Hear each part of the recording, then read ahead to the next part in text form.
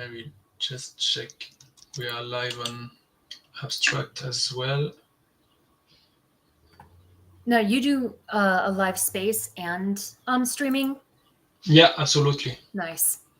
I still have not gotten into doing like a live space, and I don't know why that's more intimidating than streaming an abstract was to me. I don't know why. So that perception of it is so strange to me. Oh yeah, you bet. So we are live in Abstract and on Twitter. So if you want to share the Abstract stream link, it's all good, and then we will start. Um,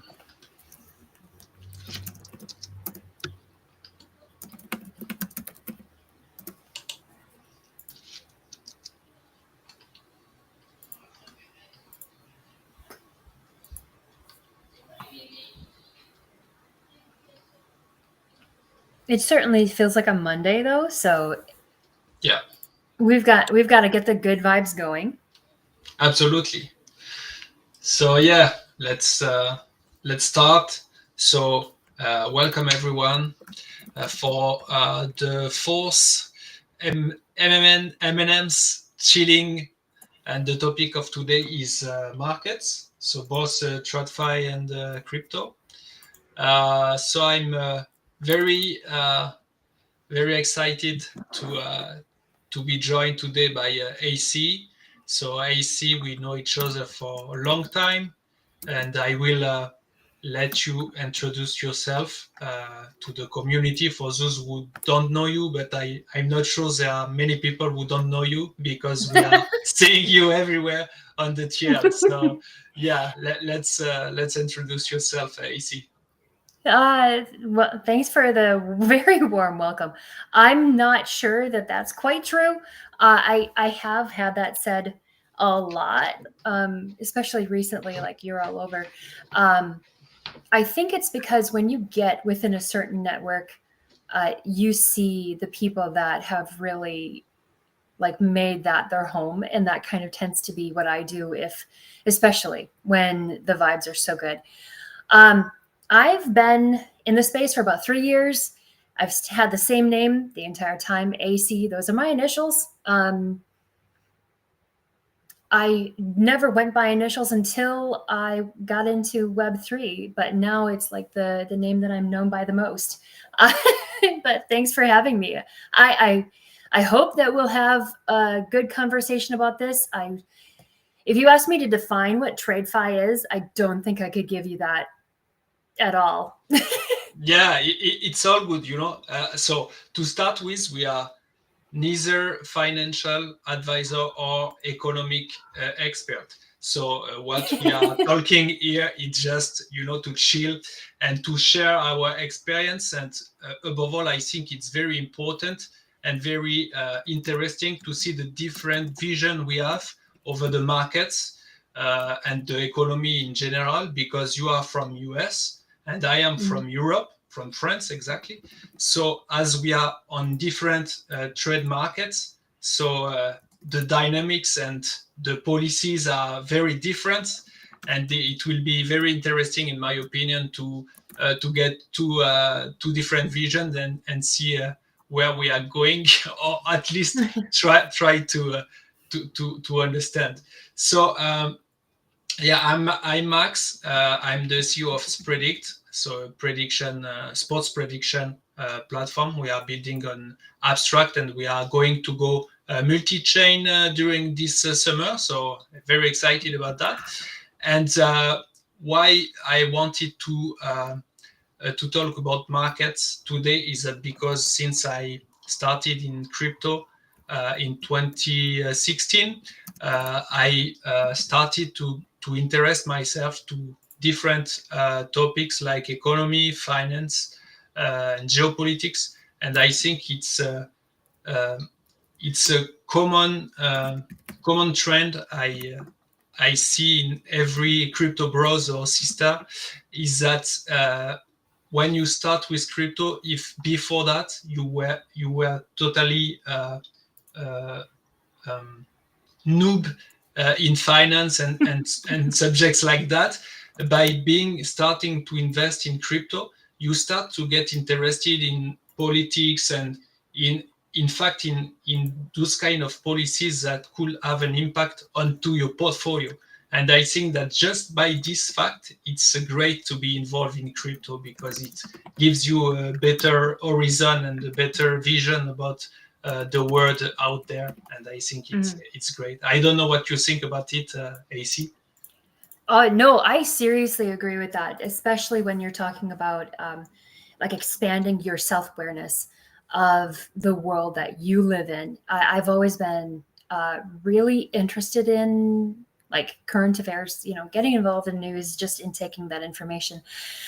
But how that relates to the individual, like you said, each country has that different perspective because they're affected by different things.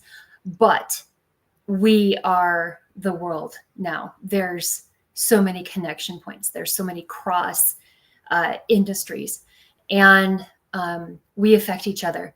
So it's not even just the social aspects, which are pretty considerable right now. Most of what I would say are my friends are from other countries and they speak other languages. So it's really important, I think, right now to expand your awareness of how you fit. And that does really push into those areas of finance and politics right now. Because you can't deny the deep connections. Like everything is affected because of sentiment. So there's perception and perspective that really they cause us to take action or to like become even more emotionally involved, which is probably a bad thing in some cases, but in others, if we look at it, you do need to take a stand sometimes, especially when it's policies that are maybe like hedging that, or even not even hedging, just like abruptly morally incorrect, like with your personal viewpoint. So there's a lot. Yeah, totally a lot. And what is happening right now with the newborn conflict in between Israel and Iran, yeah, it's really weird in my opinion. And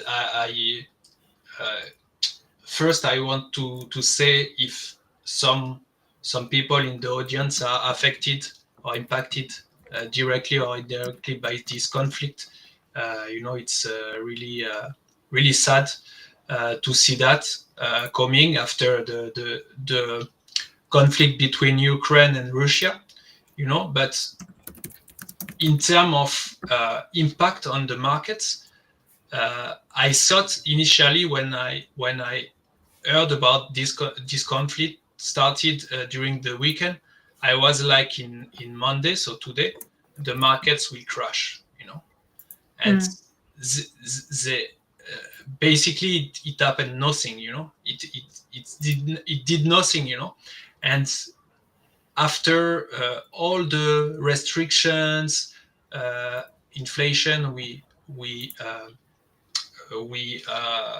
support in Europe for 2022, since the war in Ukraine began. The markets and both crypto and financial markets never have been at that level. It's all-time high after all-time high. Same for gold and stuff.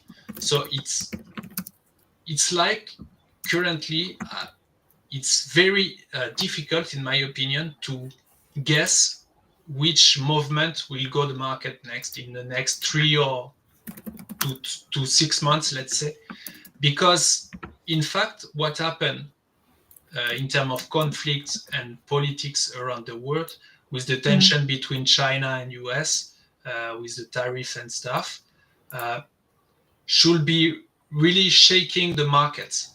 And except there was a mini crash for SP 500 and Nasdaq, but like 10 or 15%, and it goes back to the previous level. so it's like nothing happened, you know, in terms of Hmm. price. I mean, so I find it really weird because the tension worldwide is really high. You know, there is as well a Pakistan versus India conflict or tensions, I mean. So there are a lot of tensions around the world, a lot of conflict, but yet the markets are doing all-time high after all-time high. And I think Hmm. that's really weird, and that's something we never see before. I don't know what you Hmm. think about that, but I think it's very weird. I have a couple of thoughts. Whether or not they're really good ones, I mean, it's just my take as of right now today. Mhm. So I feel like we're in a place where we haven't been before. And that means that we're going to be going into uncharted territory. Like the market affecting usually follows this pattern. We're not seeing that usual pattern, but why? Um, and I think that we're analyzing like collectively, all of us, especially if you're interested in any of that data, even just the simple question of why. As a regular user, community member, wherever you interact on crypto, um, the need for interactive crypto in a lot of countries is fairly considerable. I want to say per capita, like so for the amount of people that is in a country, a good portion of them are very interested in crypto because it gives them stability. I have a friend. I have a few friends in Lebanon, and one of them really always talks about how she doesn't actually use her country's currency all that often. It's mostly crypto. Um, and that's with purchases, regular purchases to businesses. They just use crypto. And I'm not talking about like regular adoption, but I'm talking about stability. When you, which that's it feels wild because it's highly risky, very speculative. Um, but there's definitely a drive to have access to a better life or something that is not accessible in their country or their way of life because sometimes we can't break out of that financial whatever position that we're in, and that does not fit a lot of the past um, industry standards, um, because accessibility to new things has never been so high. um, and I think that there should be so many studies done on what's currently going on from a social standpoint, from a cultural standpoint, financial. It's so deeply tied together at this point. Um, I don't even think it's about world, mass adoption. It's about what is affecting the individual, and it's become so much of our daily lives because we intake so much, we react so much to social media, to information that we have accessible to us. Um, and I can see it being so beneficial, especially in areas where they're very limited um, to information, to financial betterment. Uh, I'm not really talking about like third world countries. I'm talking about just from wherever you are, whatever country you're in, um, there's a lot more even equality. I suppose you could say it like Yeah. that, but it's a lot more even. There's a lot more openness to the regular person. If you have $10, you can do whatever you want. You can, buy cryptocurrency. You're not limited because you don't have 10K or, Mhm. 50K. Um, where there's still a lot of that stigma, like with stocks or other types of trading. Um, and then you look at the effects of entertainment, uh, sports betting and stuff like that is so accessible now. Sorry, Mhm. there's apparently No worries, it's okay. police are after me. Um, I have no idea if you can if you can hear that. If you need me to close the window, just let me know. No, no, it's Um, okay. Don't worry. so I think that there's so many factors into why it's a simple question, but it's not simply answered because we are so much more complex than we used to be. Absolutely. And I think one thing you told it's very important is about well, I would like you can close the door, if, the window, if it's okay. It's like they Sorry are about coming that. closer. No worries. Uh, yeah, you told something very interesting. I think it's that each of us, depending on where we are living, uh, where we are working, are handling crypto uh, differently. And I think that comes from even the primary vision and use of Bitcoin, because when you think about it, Bitcoin uh, has been um, released to come for the unbanked people, so the ones who don't have any bank accounts and are condemned to trade or to have economic relationship in a very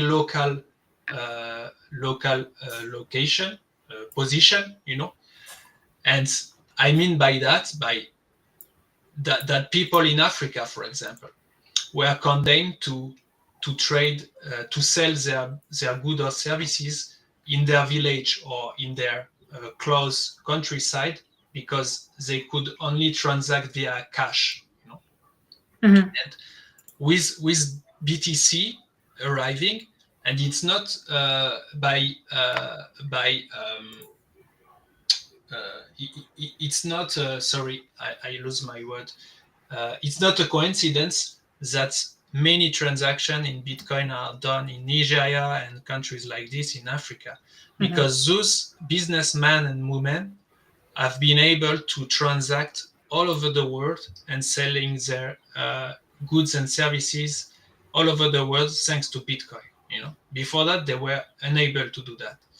Mhm. So that for me it's a big use case for Bitcoin. Second use case, it's imagine you are an Argentina girl, or a boy from Argentina, their Mhm. fiat currency, their national fiat currency is worse than a shit coin, in terms of Yes. volatility and value, and many Argentine people have been able uh, to feed their family thanks to cryptocurrency and more specifically with Bitcoin. And the third aspect, the third aspect is what we know the most in US and in Western countries, in rich countries, is that a speculative asset in which you can invest as you could invest in your saving account, but this is more valuable and you can manage it completely personally. I mean, and the last aspect, and I think is one of the more important for us as a Westerner, is going to come in the coming years. I hope not Mhm. months, but years, particularly in Europe. And when I have this talk with people, they are either telling me I'm a conspirationist or a revolutionary guy, and most of them tell me that it will never happen.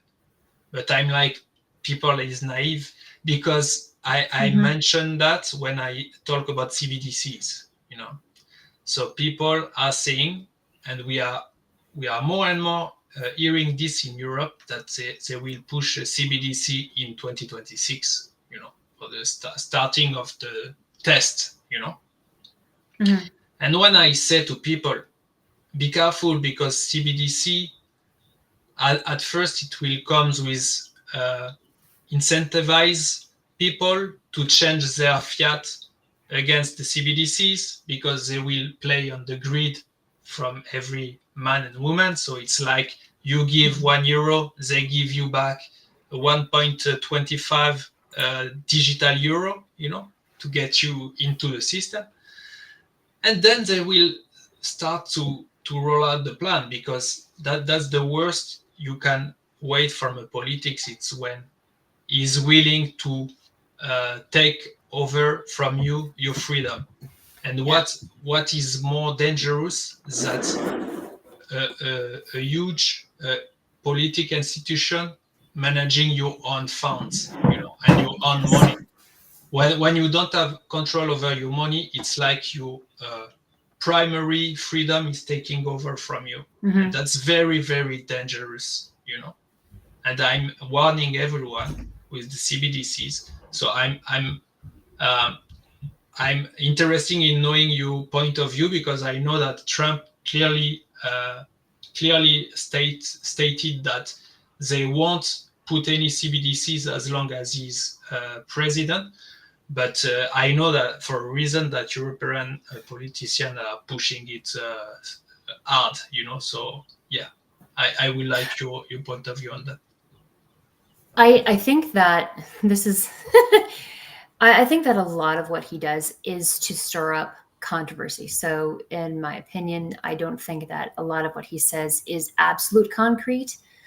Um, so, as a person who has built so much of an empire on business, he knows that sometimes you have to be fluid, and so decisions on like something like that seems to be like not quite in on track with what I see from him behavior wise.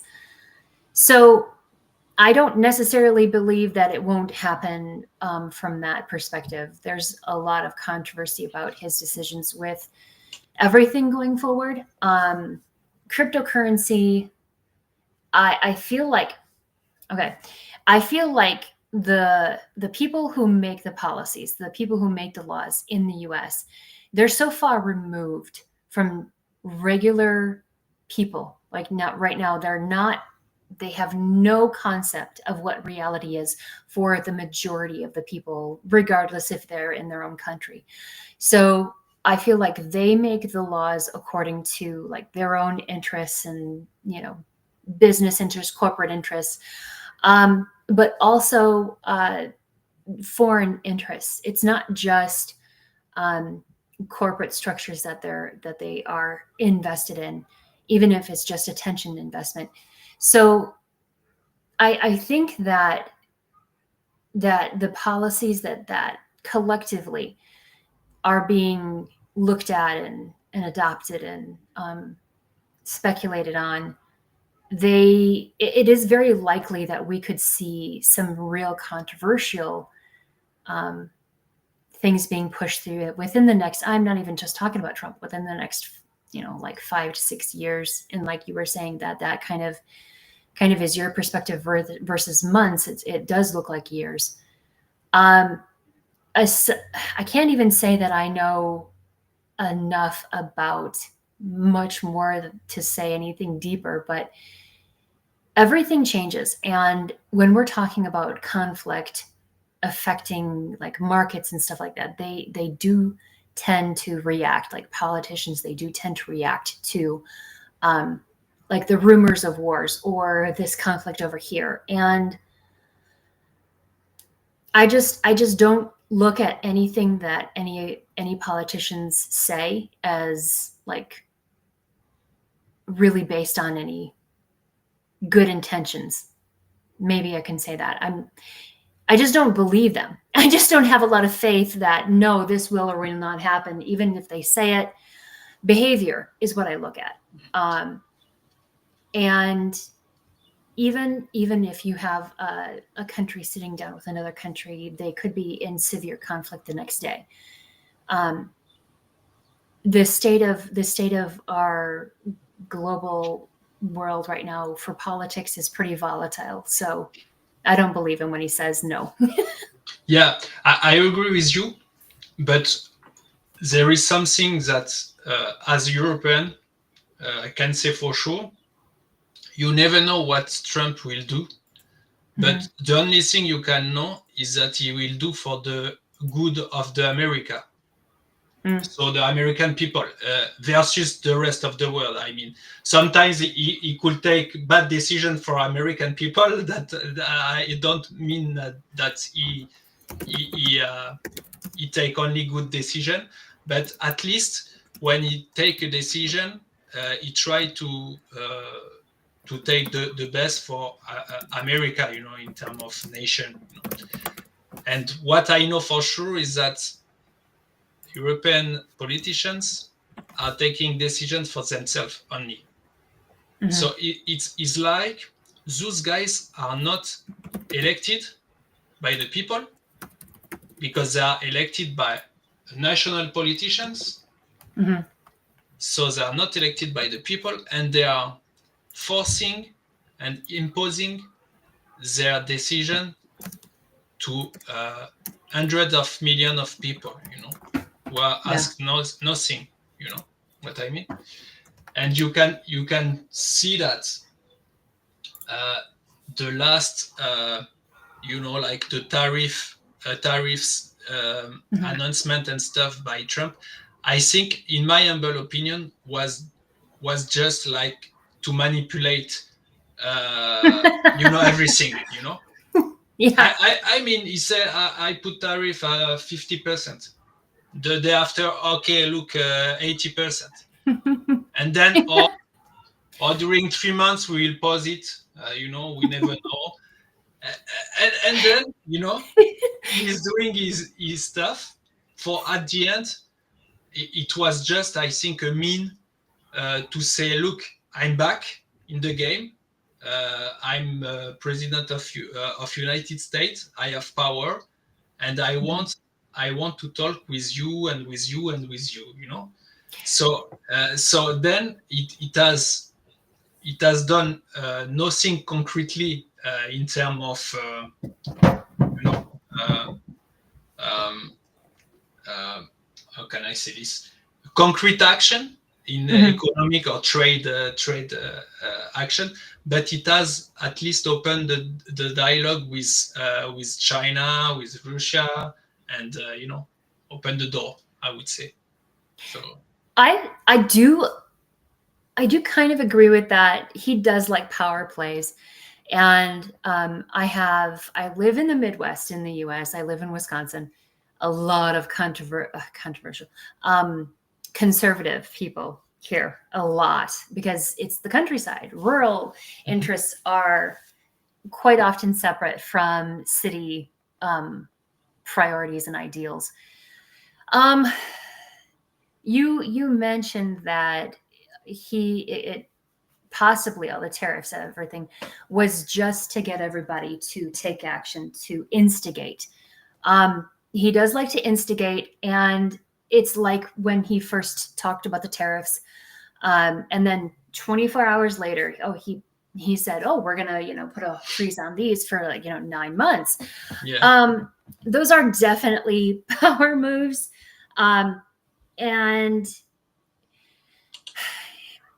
there's so much that the average person does not really understand about the tariffs, and so they go based off of what they see on what their timelines give them for information about what that means and how what is all factored into this. um, and I think it's good to continue to carry on those conversations because it does give unique perspectives. uh, because what affects me is not going to affect somebody that lives in New York. Mhm. um, what goods come into the Midwest, they like fashion wise. We'll just talk fashion just for a minute. Fashion styles that come to the Midwest are usually years behind what is accessible on the coast, what is trending. Even with like social media, what is accessible to us is often more limited. And I don't mean like it's not possible to buy, but it's just often more limited because we're that much further behind Mhm. um, in purchasing, like what interests us and all of that.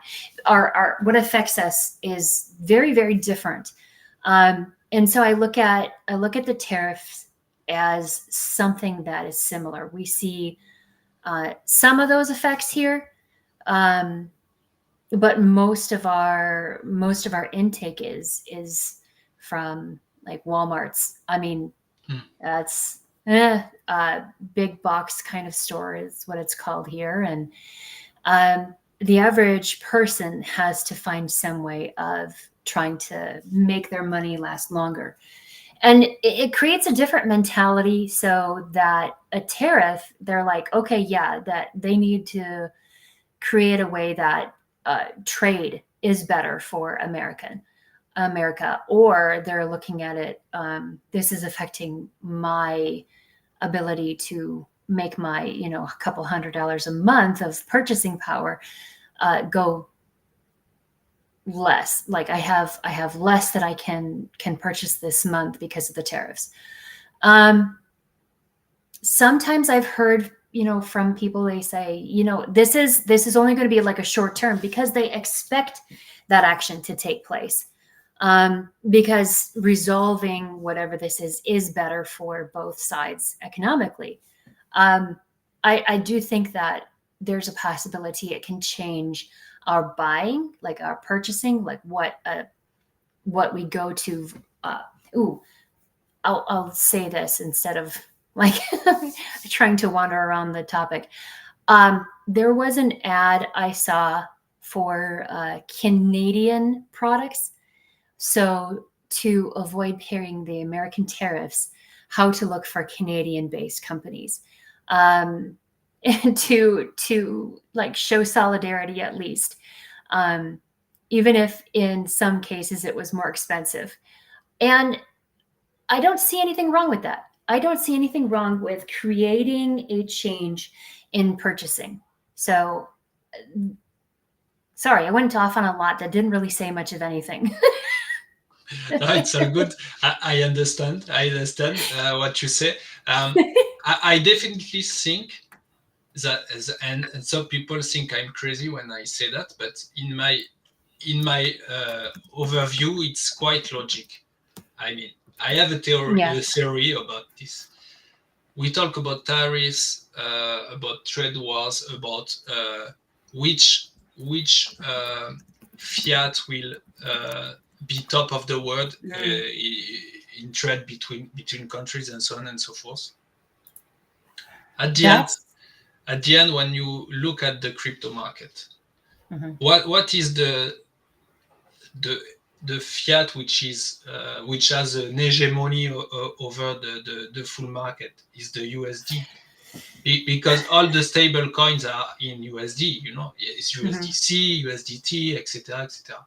So now imagine, what if Trump says, sometimes soon, look, we won't do any CBDC, but rather than that, we will take all the private companies which are releasing stable coins because it's backing USD value, so it's Mhm. American fiat currency. So those private companies have to be incorporated and make their main operations from US. So we back those companies through the Fed, and Mhm. uh, we put in place, as it's open source smart contract, we put in place a fee for each transaction. So at Mhm. the end, anywhere on the planet, anyone who is buying Bitcoin, who is buying ETH, who is buying any shitcoin, if he is buying with a stable coin, or at any moment he do a transaction to secure his profit, for example, in stablecoin. On each transaction, he will pay a tiny fee to the US state. So doing this, you don't need to do proxy war around the world. Mhm. to push the dollar over there, or to make trades with those countries, because you know that at the end, anyone who is using crypto and trading crypto is going to give you money, and you don't have to track it to track it, because you know that it is a core code, so Mhm. you will earn it by default, and I'm suspecting, if I was a Trump counselor, advisor, I will advise this to him. Like tomorrow, don't do Get a on the phone. CBDC. Yeah, yeah, don't do a CBDC. Don't do at all. Just switch all the fiat currency. I mean, you do both ways. You keep the cash, but Mhm. for young people and for people using digital currencies, you just do that. You know, and doing that, you will take years and years of advance versus China, Russia, Europe, and so on and so forth. And you put not a checkmate, but almost, to all the other Mhm. country, because the infrastructure of blockchain is there for almost more than 15 years, and Mhm. doing that, it's clear that you are doing the things in all transparency, because you can't trick the system. So what people will choose then? They will choose to use yuan from China, which is you don't know how it is done, how it is backed. Uh, you don't know how it is circulating, rather Mhm. than using a system which is transparent, open, and you know that you are paying X% of your transaction on each transaction, but you know that it comes to the real economy. So that's my theory. Well, okay. Now, in my mind, in my head, this is probably how I would look at that. The amount of people that can affect regular fiat is fairly small. Hmm. And right now they play countries against each other, like movements, like global movements against an industry. That's already happening. That's already been happening for generations. Hmm. So I get why people are looking at something like what you're the scenario you're talking about in deep distrust, because we have a history of people that use everything for their own singular advantage. Mhm. Um, and I think that we have to also take a look at, like, we have lives to live. We eat, we sleep, we live, we enjoy our families. I mean, regardless of the markets, regardless of what politicians are saying, regardless of what freedoms we do or do not have, we're still trying to all live our lives to the best that we can. And I'm not even talking about like, oh, I'm doing the best to be the best at this job or whatever, but to enjoy life Mhm. in whatever capacity we have accessible to us. I don't think that it's going to be the shock that a lot of people feel it is. Um, when when the gold standard was affected, when USD, um, when the US fiat was not based on the gold standard anymore, it really threw a lot of people that had gone through the Great Depression, the Black, Friday day, whatever that was, that the stock market crashed and affected so much. They remembered those times, and they thought that changing all of this was going to really start to make their lives horrible. And it's there's going to be negatives. Whatever happens, there's going to be negatives. We're affected by a lot more. There's a lot more complexity to things. We're connected to countries that really aren't connected financially, but yet we are. And I think that people should really start to just try to Mhm. position yourself as better, to take advantage of the system that's available to you. And we see that in countries like Nigeria. I know a good amount of people that are working themselves into cryptocurrency and actively trying, even though they have the same access points, but they might not have the same interaction power as a person, say, from Germany. Um, but they're able to work within what they can and within the realm that they can. And that's what I think that is the best position to take. You need to do the best that you can with whatever limitations, access that you have, because the future is never certain, regardless of who's in power, regardless of the policies that are being put into place, regardless of the financial state of the world or your country, um, or if there's a war, because it seems like everybody's going to war. Um, just educate yourself Mhm. and take advantage of what you can.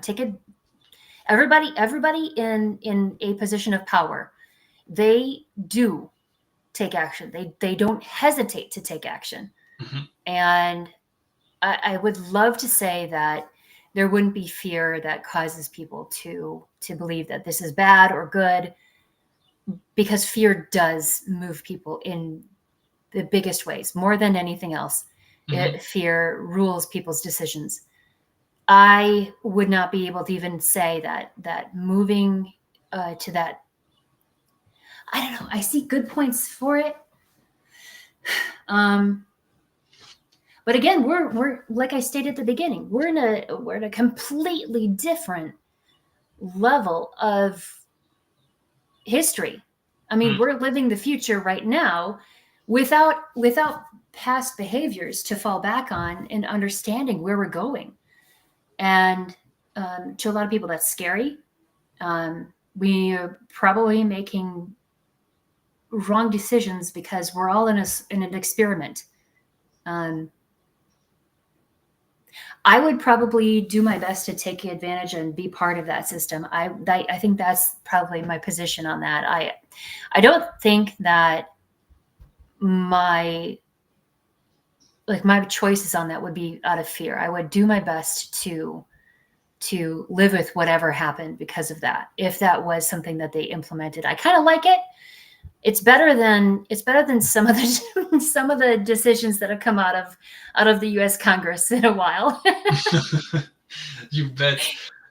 No, but it's important, I think, as you mentioned, to to look for the good of your family, yourself first, of course, but then for your family and stuff. And I think that's um, trusting your guts and what you Mhm. are feeling inside is really important because you know, as I like to ask to people who are telling me I'm a complotist because I have some revolutionary ideas and stuff like that, you know, and Yeah. weird comments. I say, look, because I'm over 40, so I kind of was a young adult when the digital system like we know it today has started. So I know and I grew up before that, Mhm. without any digital stuff or the start of video games like PlayStation, Nintendo, and stuff like this. But the very beginning, So Mhm. I know how it was before. It's been like I talk like if I was 80 years old, but never mind. Uh, so I like to ask to people, look, uh, how was your life 10 years ago compared to what is today? It was better or worse, you know? And then That's such a volatile question. Wow.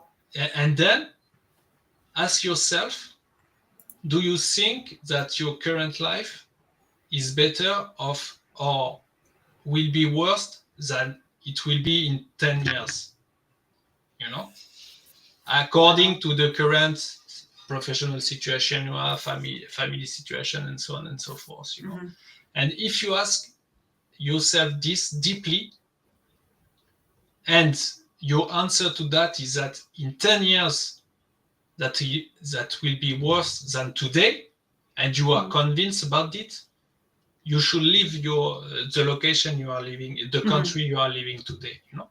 And that's the statement we did with my wife 4 years ago. And that's why this year we will move in Southeast Asia. We will completely change of culture, completely change of project of life and the way we live.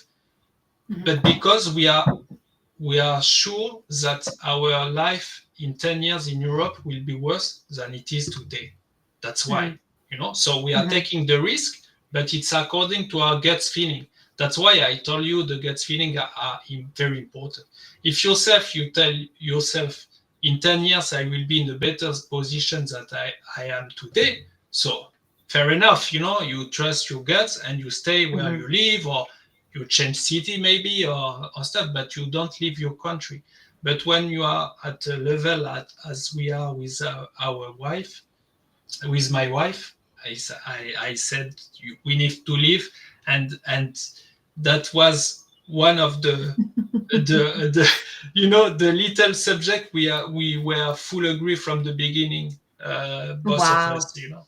So Because that's a huge topic. Like to like you said, it's a severe life change. It's not even just mm, like a move, different job.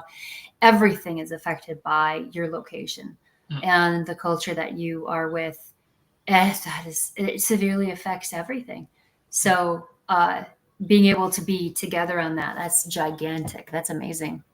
Yeah, and on top of that, with our daughter, you know, because the first day Hmm. we Yes. decided that back in 2021, we put in the circle our daughter right away. She Hmm. was 7 years old at this time, you know, Wow. and she was up as well, you know, because yeah, when we are taking a risk, it's a family risk. Yeah. We're all together Yeah. in the same boat, kind of. I imagine that there's a lot of similarities to what you're talking about, um, to people that like in 100 and 150 years ago, they moved countries without knowing very much about what they were moving to.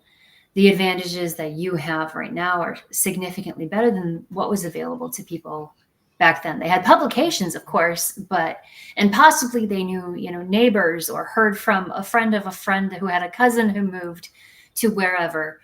Um, but they took a severe chance to change their lives. Um, just gonna say this really quick. My great yeah, just great grandfather came here from Norway. Mm. Um, Immensely smart man. Except I'm not sure that I think it was so smart for him to have 19 children or Oh, 21 children. I can never remember, but it was a lot. I mean, he was married once.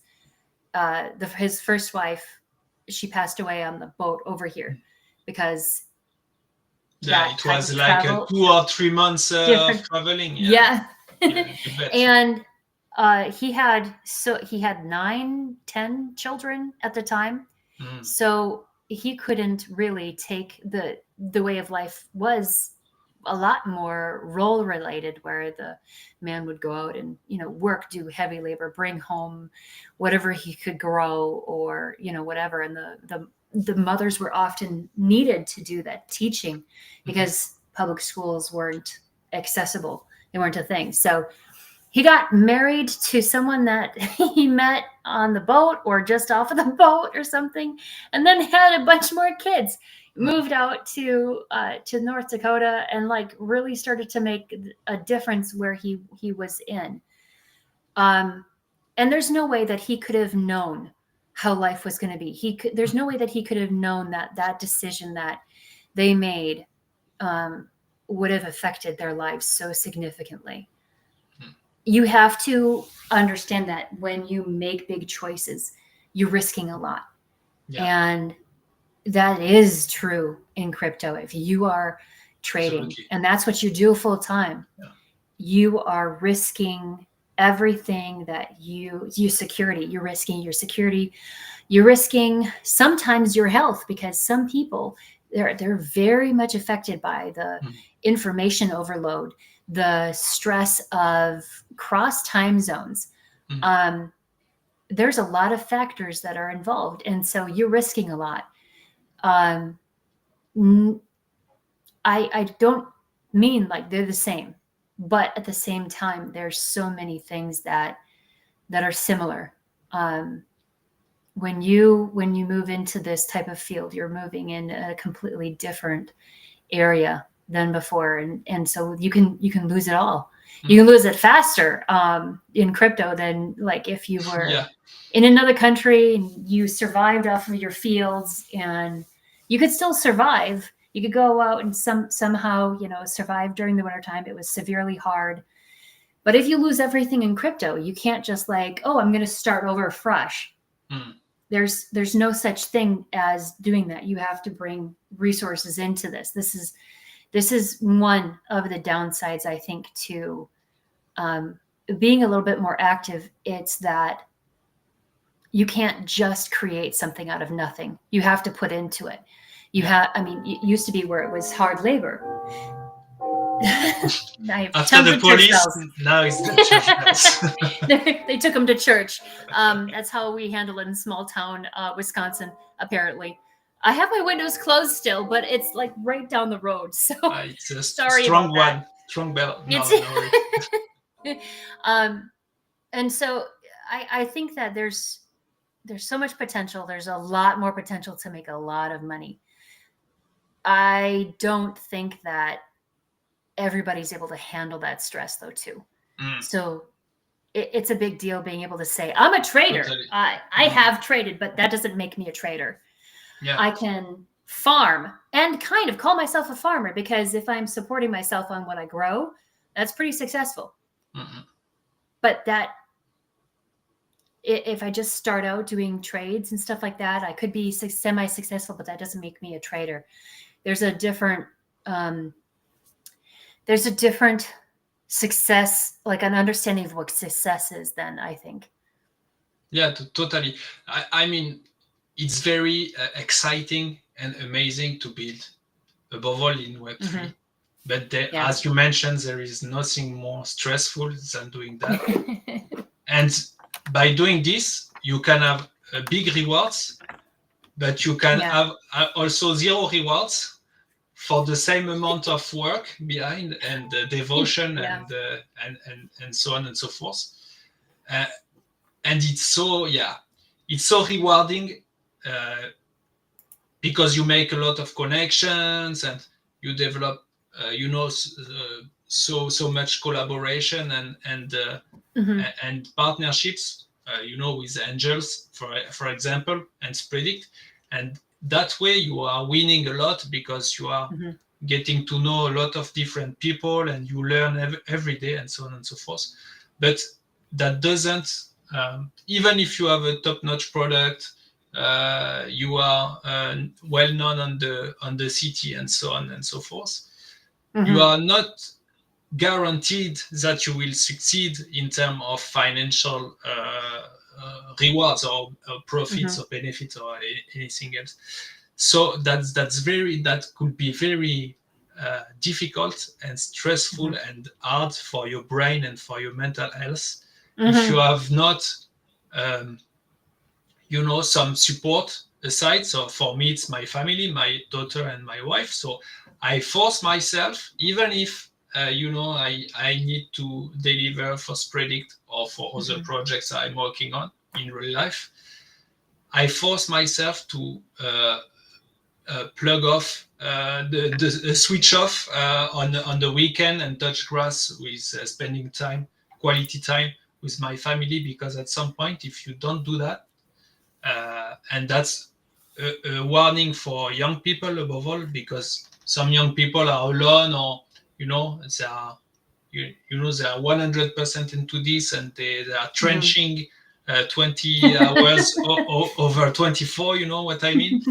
Yeah. And they are drinking or smoking, or and Mm. never get out to walk or to run or stuff, and they are very impacting their wealth, their Mhm. health, maybe their wealth as well, but Well, it's over the long term, and those yeah.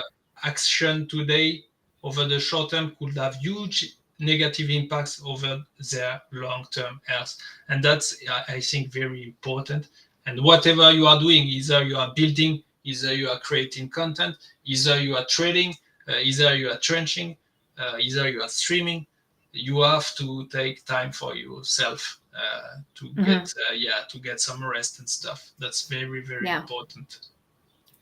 I think that because like you said a lot of things just now that I feel like I've it like runs around in my head so often because I'm in contact with a lot of content creators. And I have had so many conversations with teams, with founders, with people that are just even just a mod. Take out the heavy responsibility of being a decision maker. If you are involved in a team, you generally speaking, we want to put the most effort in because we feel like we're going to get something of value out of that. We want to see it succeed because we want to see ourselves succeed. And um, if we this is the mentality that I envision this person to have. I will succeed because this succeeds. So I Mhm. will put more of myself into it, um, because to give my energy to it, to see it succeed, to see those foundations being built, and see Yeah. momentum catch on. Mhm. Uh, and that's not good enough. It feels like it is. It's very psychological. We feel that we are taking action, and sometimes we see good benefits, good return of our investment of time and attention, and even skills, and like voicing our opinion, that mind share. We get a good collective going, and we start to see something. We see that effect. Mhm. But over time, it does take an effect. It takes its toll on your ability to separate out yourself from a project success.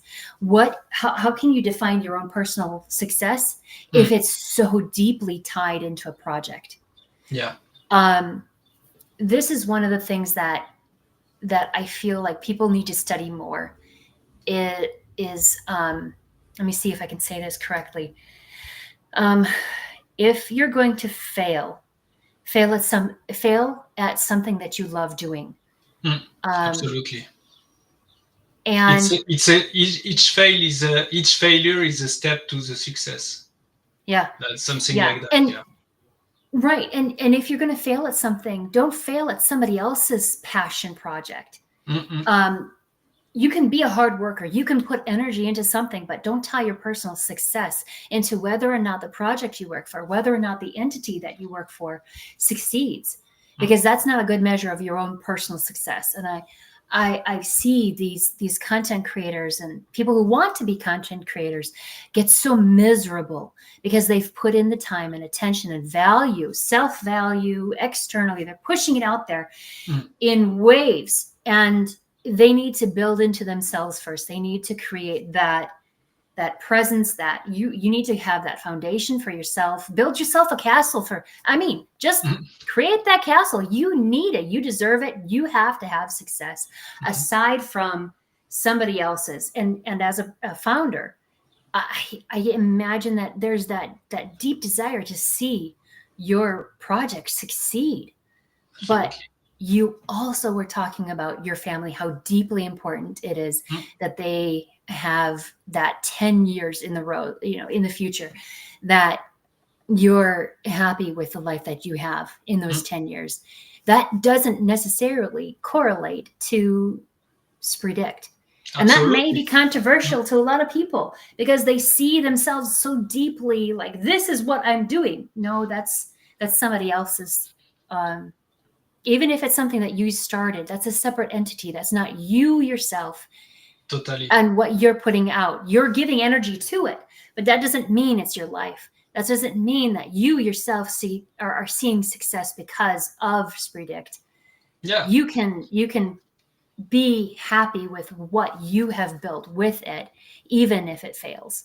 Yeah, absolutely. I totally understand. And to be honest, I'm already very proud of myself and happy with the path I am today, because if I didn't build anything in Web3 and didn't moderate for uh, several different projects back in 2016, 2017, 2018, I put thousands of hours to understand what is Bitcoin, to understand what is blockchain, to understand what are smart contracts and stuff, to end up building something out of passion, being paid $0 for now. I hope that will change. But even as you mentioned, even if that doesn't change, I made enough money back in 2020, 2021, uh, and took profit, substantial profit, and create an in real life business with my wife. And Oh, that wow. that business, which generate passive revenue, is that allow us to have financial stability, not Mm-hmm. yet freedom. That's the next objective. But this financial stability allow us to be able to move and to take risk, to be living Mm-hmm. in another culture and another country. Without That's that, beautiful. yeah, without that, we won't have any dream and any Mm-hmm. projects long term. So that all you mentioned, that's taking the risk. You always know what you leave. You never know what you will find along the Mm-hmm. road. But if you don't take that risk, and as I mentioned, you are convinced that in 10 years, if you don't move, your situation will be worse than if you take Mm-hmm. risk. Then you are an asshole. Sorry, you are you are. I mean, you You're are a not dump. wrong. You are stupid. You are stupid, in my opinion, because you know what will happen for you, and you don't do Mm-hmm. nothing. So that is nothing worse, in my opinion. That's so good. What you don't change, you choose. So Absolutely. by not taking action, you're choosing Mhm. the things that don't build into you, the things that cause you stresses. You choose that lifestyle that causes you sleepless nights. Whatever you don't Mhm. change, Absolutely. even if it takes you time, even if it takes you effort. I can tell you from personal experience. I come from an from a family. We were not well off. Were uh, we were given handouts a lot. I don't. I did not have new clothing growing up um, until I probably was in my teens, Mhm. and even then, most of it was like birthday money. Okay, I can go. I get to go shopping at whatever Mhm. place. And from that perspective, like if you don't make a change, um, it can't happen. You're choosing that. You're not taking those steps. And I see so many people get frustrated and start to lose hope, Mhm. but it doesn't need to, you don't need to put hope in front of you and say that I hope by making this choice, I can make an effect on my future. Mhm. Um, because you kind of create that buffer between you and your decisions, that empty hope. Okay, so I know that if I make this decision over here, this is what I've been working on for a while as an adult. This is why I make the decisions that I make, even if they're going to fail. I know that I can get something out of there. Skills that I have built up, even this, though this fails, what can I then roll it into? Mhm. Where does this place me at this time that I can position myself better?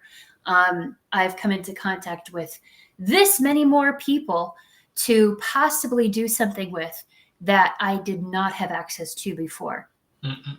And so if you don't take those steps to move past even just that mindset change is one of the best things that you can do for yourself. Totally. And if you don't look at every failure with the understanding that you can learn something from it, you won't have the chance to change because you've accepted that, oh, this is failure. Mm. And you'll end up looking down and instead of forward. Yeah, absolutely. Yeah, yeah, it's totally true. I mean, yeah, we could speak about this for hours, you know. And I suppose we have getting away a bit for the main topic, but Probably, yeah, sorry. no, it's okay. It's because you know I that's what I love with the streams I'm hosting. You know, it's like always it's authentic. You know, so you are starting on a topic and at the end you are in the other way, but that's what I love. You know, because people are speaking true, and it's Yeah. important. I think that we can share our experiences. You know, and Yeah. what you mentioned about your childhood and stuff, you know, it was pretty same much for pretty much same for me. You know, Hmm. we weren't rich, we weren't poor. You know, but most of money we had is that because you know I was helping with chores and with stuff Hmm. with my dad in the garden and stuff. You know, and Hmm. my mother, she was a teacher at elementary school, and she was yeah uh, rewarding us with a bit of money. It wasn't millions, to be honest, Yeah. but it was enough to go to the supermarket. I mean, to the shop to buy some candies and stuff. You know, so it was great. But yeah, I think that as you mentioned, not choosing is doing a choice. Not Hmm. changing everything is doing a choice, Hmm. and you can't you can't be serious thinking you want to change your life and reach a very high goal without to make sacrifice and without to take risk and without to take like Hmm. straight choices, you know. And so yeah, it's it's amazing because at the end you realize that as you take risk you are going to realize your maybe not your dream, but you will go forward and you will be Hmm. better because you will climb some steps, you know. And I think that each of us have his own path and his own pace, you know, in the way, in his way, you know. So when I think about predict, obviously I want it overnight it will succeed and I will make a 1 billion revenue with that because I'm trusting I can do it, you know, Hmm. not Hmm. overnight of course, but if I do the things correctly, I can do it Hmm. because I'm convinced since day one of the innovation and the good business model we have with that. But as you mentioned, if in 1 year, 2 years, 3 years it doesn't work and I get exhausted from it, so Hmm. I will just turn the page and will be proud of what I have built and what Hmm. I have doing, you know. So Yeah. and I will have going forward at the end. So but it's not a goal uh, as you mentioned, it's not a personal goal. It's just my personal goal is just my family is happy and we have Hmm. enough money to live peacefully without anyone going to shit in our pants. You know what I mean? So basically, being free, not annoying people, and people don't annoy us, and that's it. You Hmm. know what I mean? Hmm. As long Hmm. as my daughter and my wife are happy, I'm happy, you know. So if it could bring it could come with a huge success of Spredict and a lot of money, fair enough, I will take it. Trust me. But if it doesn't happen, you know, I won't be pissed off because and or talking trash about myself, because in some ways, going to expatriate in another country and another culture, uh, being all together in that journey, it's kind of success for me. So Yeah. Can I ask you a question? mhm. Not trying to derail the conversation. No, it's okay. You mentioned prior success with trading and being able to take profits and stuff like that. Mhm. What has been the most controversial um, trade, like internally, not specifically like controversial, like ethics wise, but like for yourself, what caused conflict internally? What trade was the most controversial for yourself? It's not a trade, and you will tell me I was fucking lucky in this move. I love that. Great Yeah, start. it's not well, right?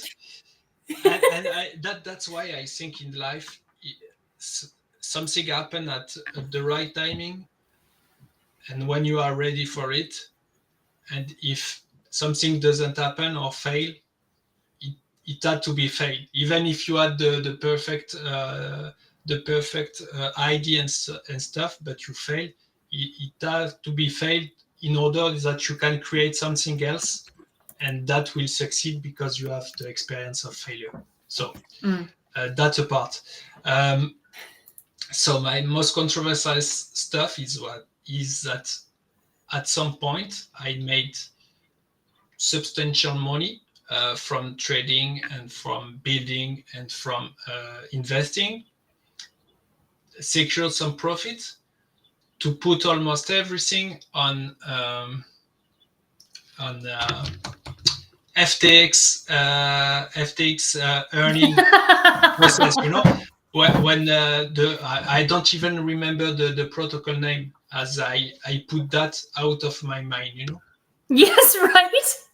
Yeah, of course it was like I was making like um, I put on the protocol, on FTX protocol, like couple hundred of thousands, you know, Mm-hmm. because it was like great return on money, you know. Mm-hmm.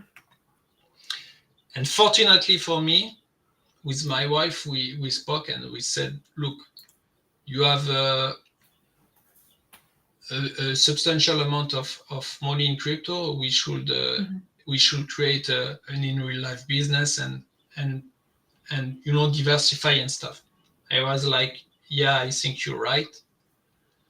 I made the transfer to start my company, you know, in stable coin. Uh-huh. I think it was 5 days or 6 days later, there was the FTX crash. Oh my goodness. So Wow. I lost five figures, you know, low five figures, uh, because I was like, I will let a piece of this like to make me rich later on, and I can reinvest and stuff. Yeah, okay. Yeah, yeah. I was so lucky, so lucky. I checked Wow. my portfolio, you know, and I was like white. I mean, whiter than I am, you know, but like sick, you know, seeing that life, Yeah. you know.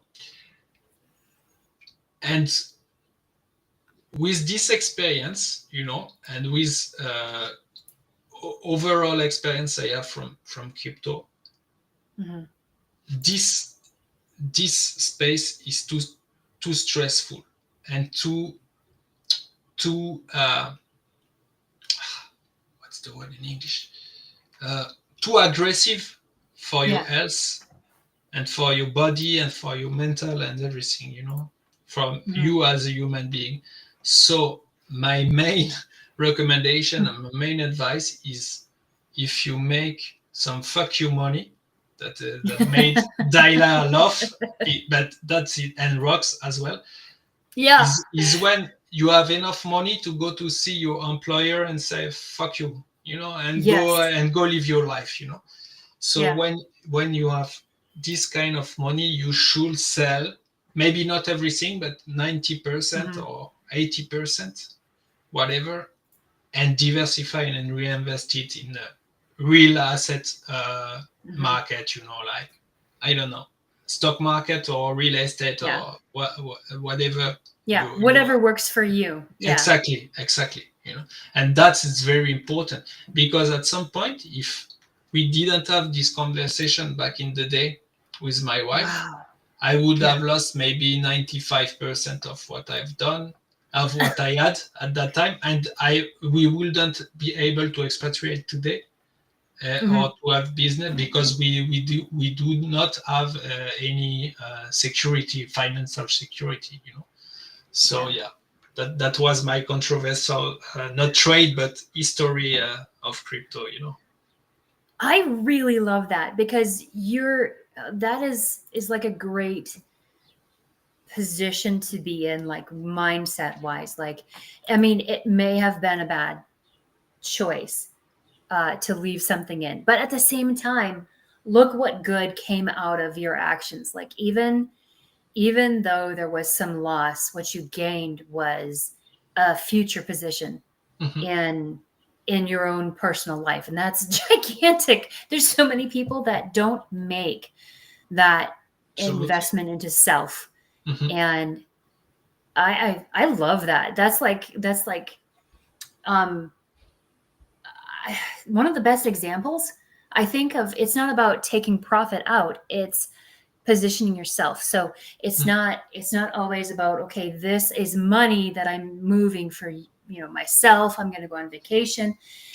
That has value. There's times where that might be good, and it does build into yourself, um like to give rest or relaxation, visit family, spend time, get those memories. But building a foundation through those kind of decisions are massive, and I'd Mm. like to see more people take those positions with seriousness, like real attention. I've known quite a few actual traders, like the only thing that they do is trade. They Mm. may have a couple NFTs, but their majority interest, and has always been, into trading. And this is part of their goal. They might be pulling some out once in a while. Every so often they hit a big amount, or they do really successful one week. They move that so that their position over here for building a structure, building foundation, setting up their business. Maybe they're building up a retirement fund because they don't have access to something like that. Mhm. I mean, they're actively taking that stance, that they're it's always like in the forefront of their thought, like, this is why I do what I do. Mm. It's not to generate that flow of money, um which it's fun and it's great. I mean, we all get attracted to money.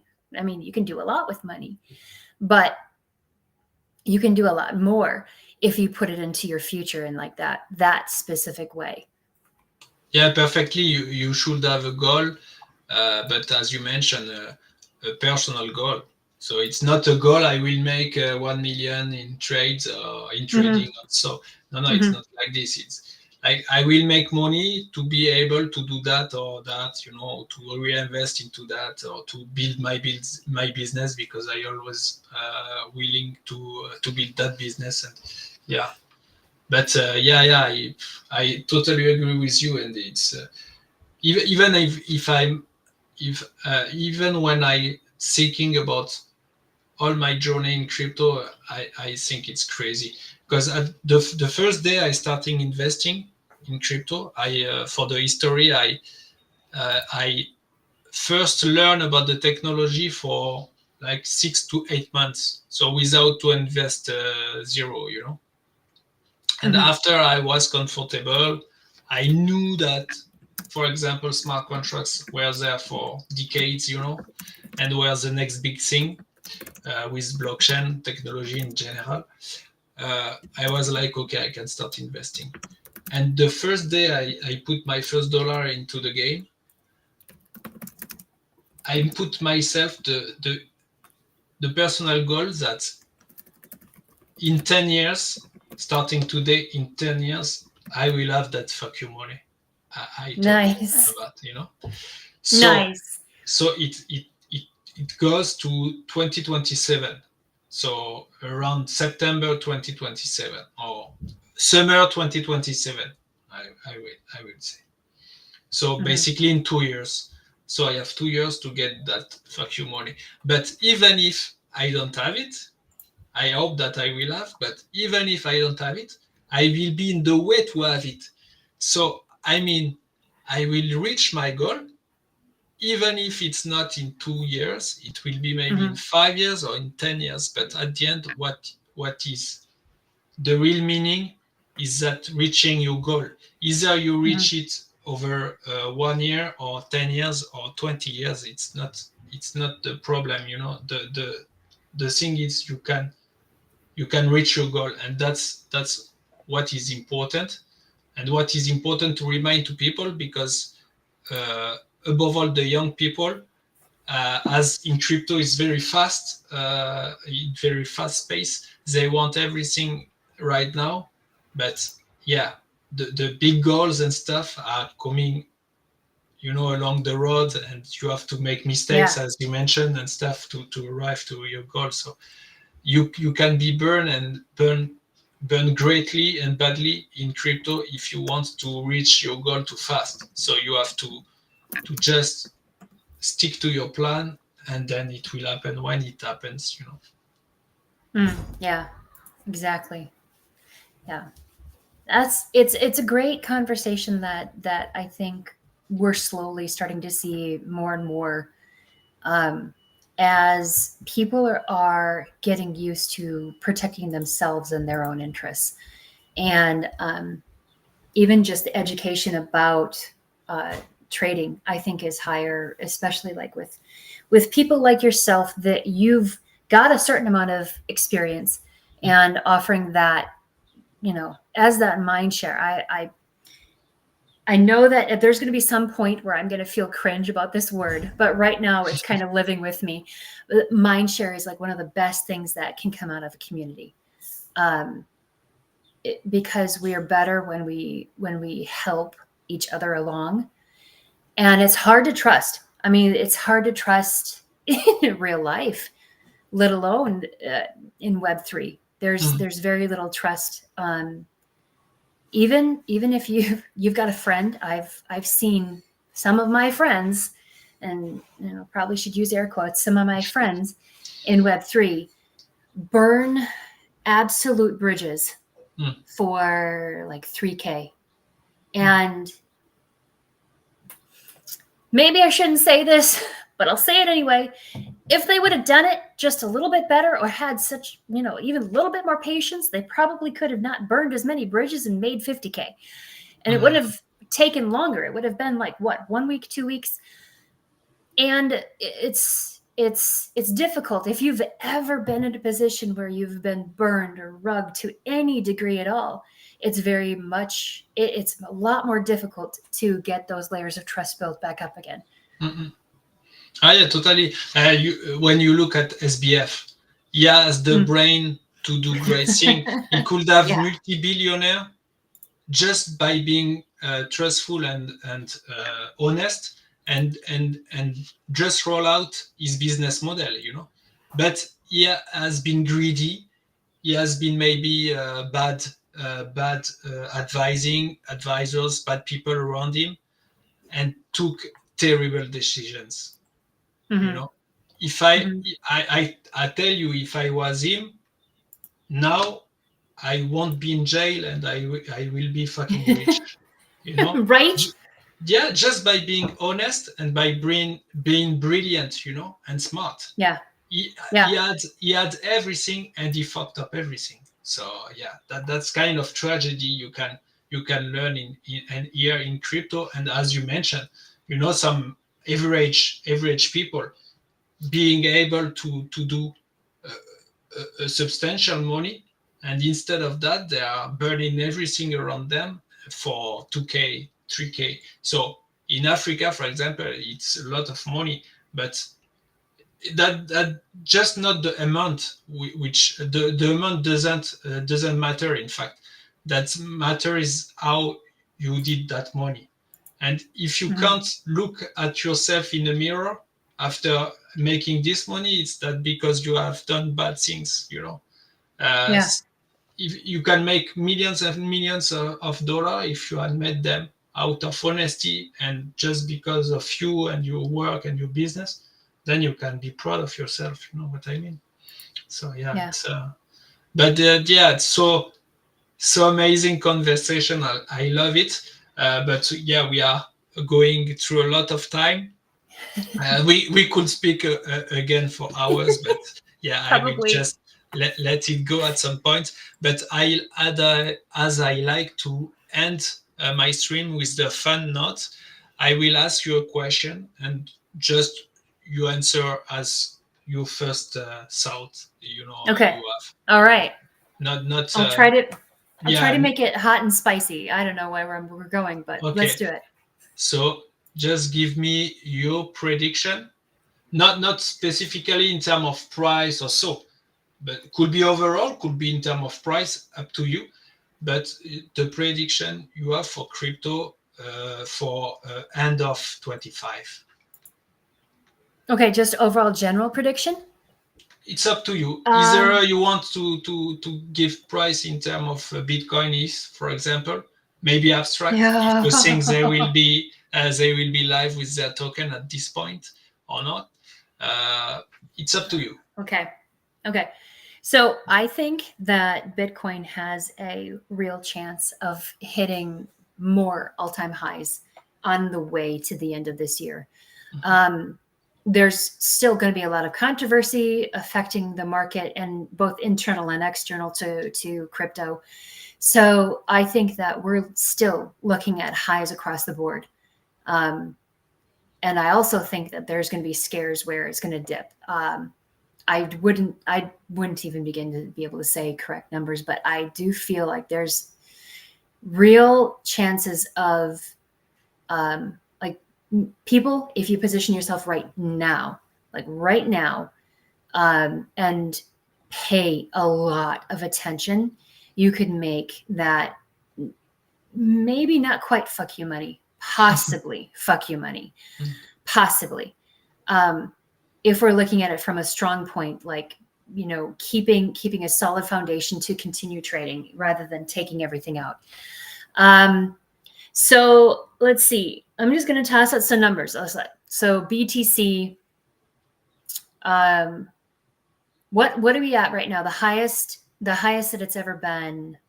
I don't remember. 113, I guess, something like that, or 103, Okay. or something like this. Okay. I think we're I laugh when I say this, but I still think it's possible. Um, I think that we'll be closer to 130 as All an right. all-time high that we could possibly hit before the end of the year. Um, ETH feels like I don't know. It feels like ETH is just gonna just plot on, still maintain. Um, that maybe we'll get to 5% upwards of our last all-time high. All right. Um, and Solana, I think Solana should look a little bit more volatile before the end of the year. So I think we're going to go towards some really good positioned lows. And I want to say, I can't remember what the all-time high was for Solana, which is Uh, sad because I come from Solana. Let me yes, look it up quick. maybe near 440, maybe something like that. 70, For 400, 100 and nope, 100. Okay, we're at 157 right now.400, All-time high, 400 all-time high. something. No, No, no. no. I believe it was somewhere around 275. Oh yeah, Was I thought something it like was. Ah no, I'm no. I'm mistaken with another token.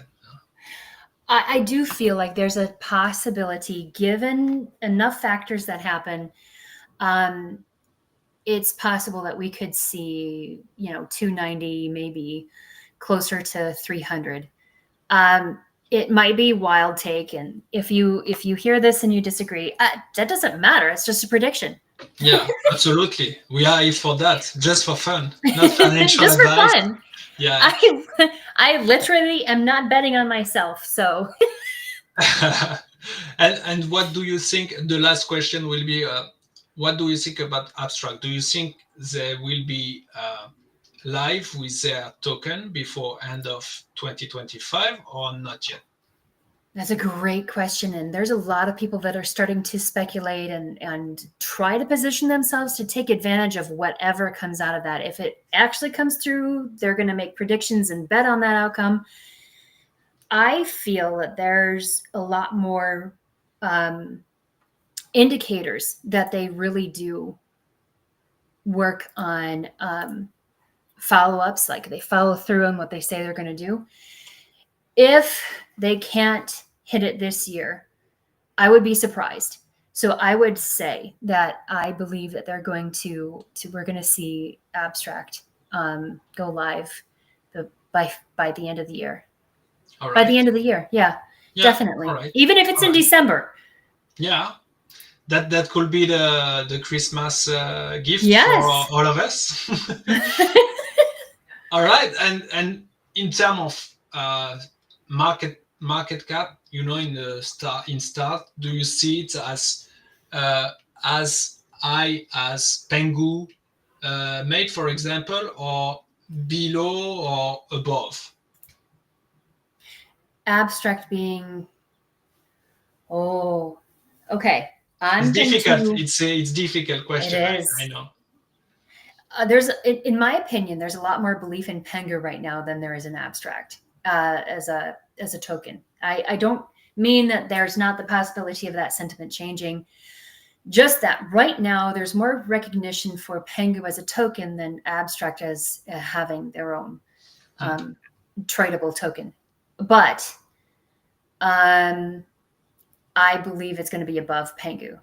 There's All right. there's no real reason for it not to, because we've got abstract, their token, the way that they initialize on everything abstract, the way that they connect it to all their infrastructure, working with the dApps and the portal and everything. It doesn't make a lot of sense for me to say it's going to be below Pengu.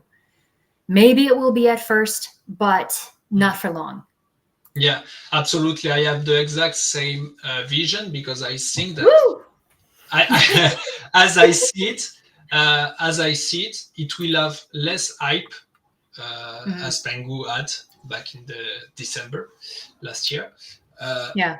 but in terms of infrastructure, in terms of use cases, I think that if they are implementing the token as I would do if I was in the abstract, if I was in Michael Lee skin, for example, I would implement it the way that ETH is working on Ethereum. So Mhm.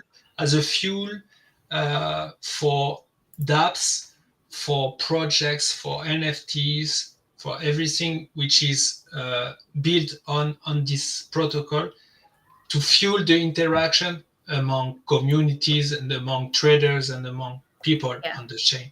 So if they do that, uh, counting on the fact that they, because I mean, if they are launching a token to be a VC token Mm.